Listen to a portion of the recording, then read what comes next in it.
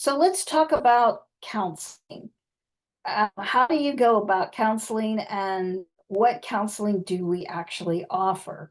And I want you to remember that we only counsel on government contracting. So if you need help with your business plan or you're looking for lines of credit, you want to turn to the SBDC, which is the Small Business Development Centers.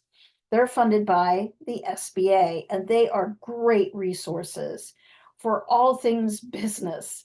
But we only do government contracting. We often refer clients who aren't ready for prime time yet to the SBDC. So these are some of the features and benefits of our program.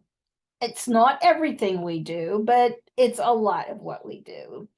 We determine your suitability for contracting. If we don't think you're there yet, we're going to send you to the resources to help you get there. So don't get your feelings hurt if you get denied becoming a client with us. We just don't want you going headfirst in the deep end of the pool and struggling with the concepts. So you need to really have your business up and running and understand your business concepts before you enter into a government contract.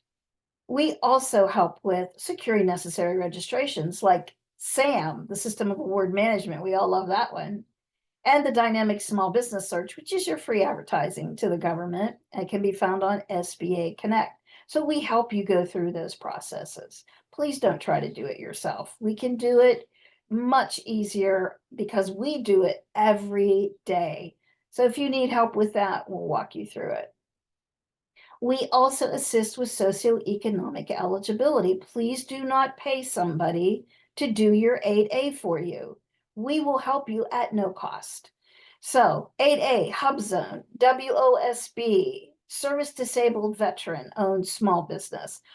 All of those socioeconomic certifications that are required for set-aside opportunities with the federal government, we do. So we do them every day. So we can help you through that. And if you went ahead and submitted and you got that deficiency letter and it looks like Latin to you, we will help you decipher it. Also, researching procurement histories, you need to research who buys what you sell. When did they buy it? How much did they pay for it? When are they going to buy it again? Who are they buying it from? So that is a great way of doing your market research. Then marketing to the government. We help with that as well because that's a different animal. It's not like marketing in commercial world. You never use fancy marketing language, best in class, state of the art, optimizing your resources for superior customer service. No, you take all that language out of there. But marketing to the government is unique and they tell us how they want to be approached. So we pass that information on to you. So it's anything from your email, your business cards, your website, your capability statement, all of that is included under marketing to the government. If you're not doing it the right way, you're being overlooked. Part of marketing is your capability statement. Capability statement is a one-page document that states your core competencies, your differentiators, all of your data information, and your past performance. So people really get this wrong. They go out and they watch a couple YouTube videos and they think they've got that in hand. And usually they don't because we get a hold of them and it's like, holy cow, why did they do that? But we can help you through that. And we provide a template that's easy to fill out and examples of capability statements have already been designed. So please, before you take this on, talk to us first. CMMC prep. So CMMC stands for Cyber Maturity Model Certification. So any business that's downstream on a DoD issued contract, even if you're third, fourth, or fifth tier, is required to be compliant to the Cyber Maturity Model Certification compliance. And we help you understand that. And we send you to where you need to go to learn more and actually take the self-assessment test. So if, let's say, you are a landscaper and the government has given you the blueprint and design for a base, a military base for you to do the landscaping and design, and they email it to you. That is considered controlled unclassified information, and you are handling it. If you are doing that, you are falling under CMMC. So sometimes people think, oh, that's not me. I'm just cutting grass or I'm just cleaning a building. That's not true. You are still part of some sensitive information. So you need to know whether or not you qualify for this type of compliance and or if it's required, because it's going to be in a contract and you're agreeing to it. So you want to make sure if somebody asks you, hey, are you compliant to level 1 CMMC? You can say, yes, ma'am, I am. So it's our goal and our mission to help businesses understand what this means and how to become compliant. DoD expects us to do that. That's one of their expectations of our program. So state and local contracting assistance. A lot of people forget about this. It's all about federal. Oh, we're going to get a federal contract. We're going to be millionaires, but it doesn't work that way. We like to see you start with state and local contracting. One, with the state, it's a much easier win because you're only competing against people in your own state. And local contracting, you're only competing against people in your local area, like your county or your town or your city, because they love to award to businesses within their jurisdiction. That is economic development and economic growth. So they love to show preference to businesses in their area because then they can brag about that. Yes, we awarded millions of dollars to local businesses. So make sure you're checking out the state's procurement website to see what opportunities are out there and your local government to see how they procure, because not every local government procures off of EVA. And I'm using EVA as an example because that's Virginia's procurement site. So check it out and start looking for opportunities that you could start to get your feet wet on. So training, we offer all kinds of training on every government contracting topic there is. It's live, it's webinar, it's on demand, it's all different types of training. So just make sure you are attending this training because that's how you learn the language of government. The more you immerse yourself in this topic, the more you'll be able to understand how to navigate the government's procurement system and to be able to bid successfully. Proposal prep, we don't write it for you, but we will check it to make sure you're doing the right thing. So I could go through a solicitation with you and point out things that you might not see, or I could go through your proposal and point out things that you may have missed. However, do not send us a proposal when it's due in a few hours or the next day. We really need time to take a look at it. And if we're giving you feedback, you need time to fix it. We also offer a bid match program. It is only $200 a month starting this summer. Right now it's $150. So try to get those bid match subscriptions in before the price goes up. Per year. Bid match helps to match you to opportunities that are out there in government, and it's based on keywords. So we punch in a profile for you, and then when procurements come up that match your keywords, you get emailed those opportunities, and then you can decide whether or not to follow through with them. The dynamic small business search, I touched on that under marketing to the government. That's an SBA site, and it's found under SBA Connect. It is your free advertising to the government. If you do not have this filled out properly, they are going to overlook you. They're just going to pass you by. So you want to make sure this is filled out correctly. Matchmaking events, if we're not part of it, we are advertising those in the area so you can take advantage of them. We can only assist with so many matchmakers a year because our resources are limited. However, if a matchmaker is coming up, we will put it on our website for you to take advantage of. Please attend these. It's all about relationship building and networking. The more you attend these, the more comfortable you're going to be with these concepts. GSA schedule guidance will help with a GSA schedule if it makes sense. A lot of times I send people out to take the little tutorial on GSA and they never bring it up again. So just make sure that GSA is the right idea for you and talk to us first because we'll point out some things that you may not know and we'll offer some assistance. It's like writing a proposal, and that's in fact what it is, but it's tricky and you just want to make sure that it's going to be valuable to you and value added. If not, you wasted time and we don't want you to waste your time. It's hard enough just doing your procurement researches. So, training versus counseling. So, training is actually taking the classes. It's what you want to do first.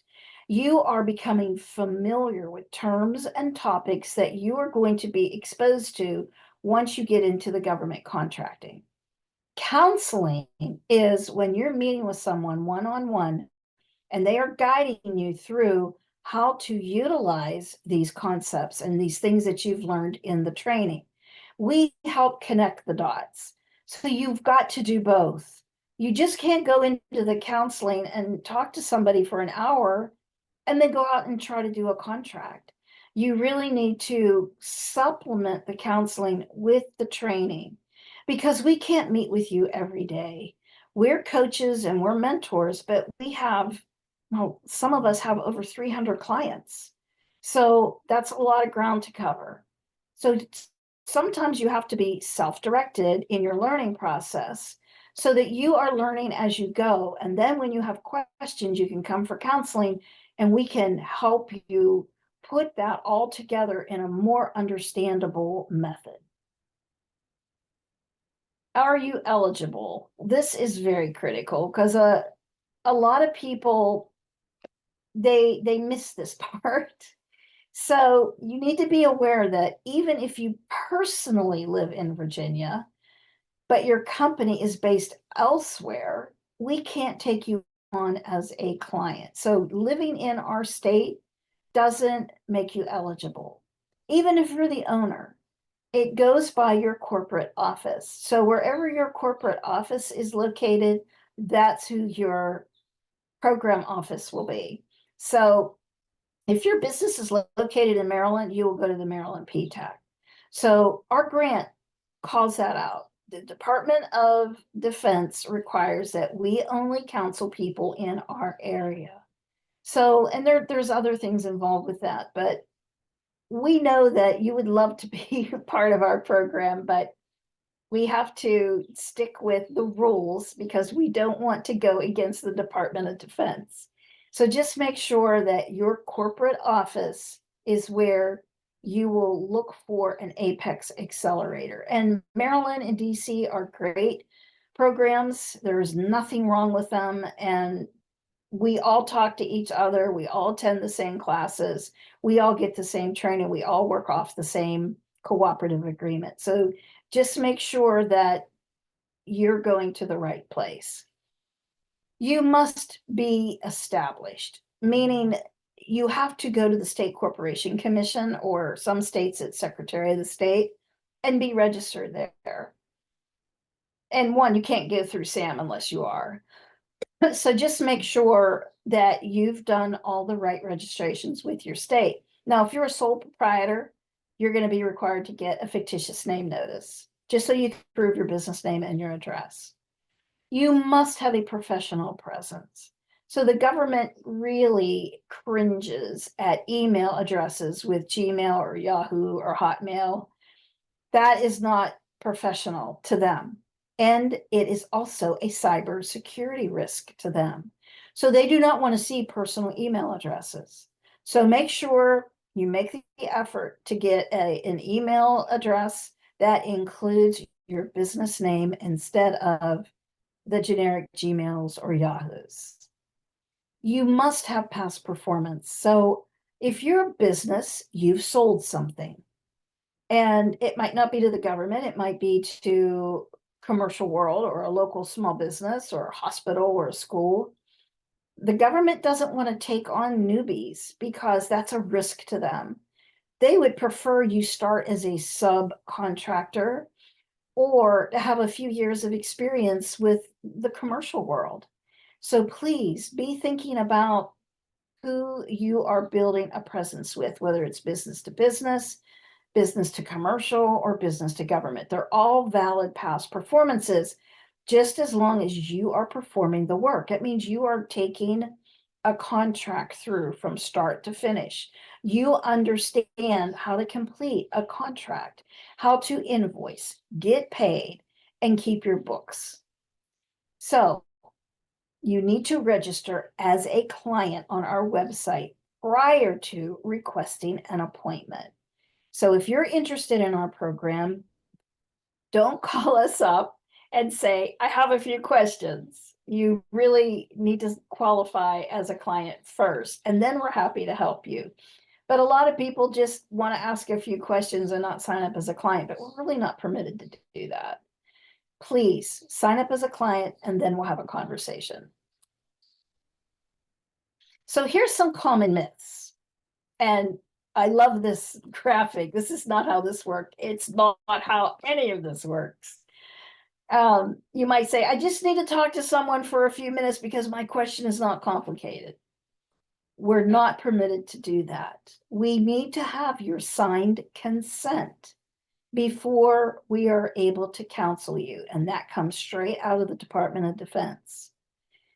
I just started a GovCon business and you can give me a contract. No, we cannot. We can teach you how to get a contract. We can show you the methods and the procedures to become conversant in government contracting, but we don't take you to a buyer and say to that buyer, hey, give this business a contract because they really know what they're doing. It just doesn't happen that way. And then the other one was, so-and-so told me I can speak to someone about my SAM.gov problem today. We are not a help desk. We don't just answer every phone call on SAM. And I know you go on SAM and they say, call your Apex Accelerator, but they don't understand. We have clients booked for weeks out. And we know that sometimes it's an emergency and you need to get paid and your SAM is inactive or you're not getting through it, but we just don't have the resources to pivot on those types of requests. So think of it as you reach out to your doctor and say, I need to talk to the doctor today. Well, you know that's not going to happen. You're going to have to go sit in the emergency room somewhere, sometimes hours on end, just to get somebody to talk to you. So it's really something you've got to consider, because we don't want you to get upset with us because we can't get to you right away. I try to keep my schedule a little lighter with counseling so that I can fit emergencies in as they come up. But chances are we're not going to be able to get to you right away. So just be realistic with that expectation. The other myth is I should be able to meet with my counselor weekly. And no, we can't do that. We have so many people that we're dealing with and many more coming in. So it's reasonable if we just put you through SAM and you get emails from them, you can forward to us the email and we can respond to it. If something's coming up, a lot of things we can handle just with email. We don't have to meet with you, but we're going to set up an appointment with you. And sometimes it's going to be weeks out. We're doing the best we can to keep up, but we can't meet with you weekly. It's just not that type of service. We do not have the funding to bring on more counselors yet. We're working on that. Hopefully, Congress will vote to give us more money. If you want to call your state representative, please put in a good plug for us to give our program more money. But we don't want you to get these expectations that we can meet you right away. We don't want to overpromise and underdeliver. So please just be understanding and know that we'll get to you and we'll be able to help you, just sometimes not right away. So to register as a counseling client, speaking of registering, your primary reason if you want a one-on-one meeting is to request counseling. Training client applications are not assigned to a counselor until a meeting is actually requested. If you're unsure of your application status, just call or email us and ask about where you are in the system. And if you see Kelly Peterson's name, you are not a client yet. You are still in training status. So Kelly doesn't do counseling. Kelly handles a lot of the client intake and the things that go on behind the scenes. So her name is in there as a filler. So please just make sure if you're not being assigned a client, you need to check and make sure that you've actually been accepted as a client and that you know who your counselor is. You would have received a letter saying who your counselor is and instructions on how to prepare to meet with that counselor. We stress that the resources we put in the welcome email after processing and approving your application for counseling are critical. We want you to be prepared for that first meeting so you have great questions to ask. And a lot of the veil is listed on mysterious government contracting topics. You could go in, take the few introductory sessions, and be ready to go when you finally get to meet with your counselor. So as you can see, the company name is visible in the top right-hand corner when you're logged into the eCenter profile. If you log in and see our intake coordinator, Kelly, as your assigned counselor on the welcome page, it means you are not a counseling client yet because it shows the system default instead of an actual counselor. So this means you're in what we call pre-client status, regardless of your eligibility for counseling. Basically, you have a login profile. You must ask to verify your eligibility if you're unsure whether you can request counseling and what next steps you need to take. Formal counseling clients will see the name and email of their assigned counselor, so they can reach out directly to request an appointment. Counselors all manage their own schedule, so it's usually not necessary to contact your intake coordinator as an existing client. So if you are not hearing from your counselor, look at your welcome letter and reach out to them, because we email people and we never hear back from them.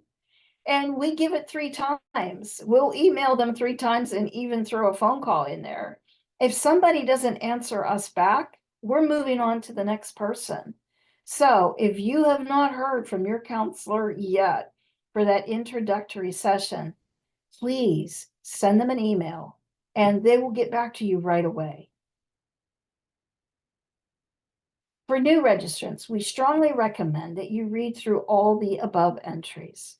This will help you understand what to expect and make sure you and your counselor are on the same page once your application is processed.